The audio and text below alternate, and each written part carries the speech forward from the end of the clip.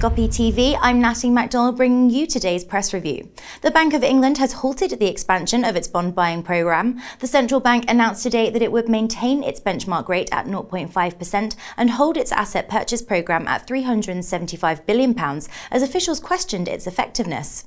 There has been some doubt expressed by key MPC members about the effectiveness of QE, said Philip Shaw, a London-based economist. BoE Deputy Governors Paul Tucker and Charles Bean both suggested in recent speeches that asset purchases may no longer have the same impact on the economy as in 2009 when first introduced.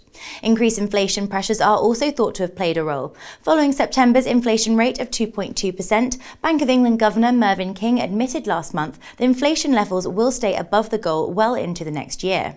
It's thought that today's decision suggests a refocus on credit-boosting initiatives such as the Funding for Lending scheme to kickstart growth.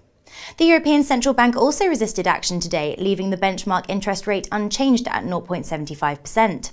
This happened despite ECB President Mario Draghi fueling expectations that rate reductions could be back on the agenda at yesterday's conference in Frankfurt. It's now thought that Mr. Draghi will continue to emphasise that the decision on calling for help rests solely in the hands of the Spanish government, as debt-riddled Spain continues to resist asking for a bailout that would open the door to ECB bond purchases.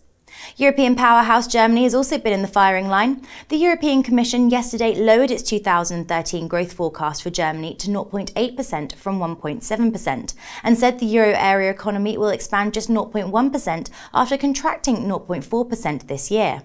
But how has all of this been playing out in the currency markets?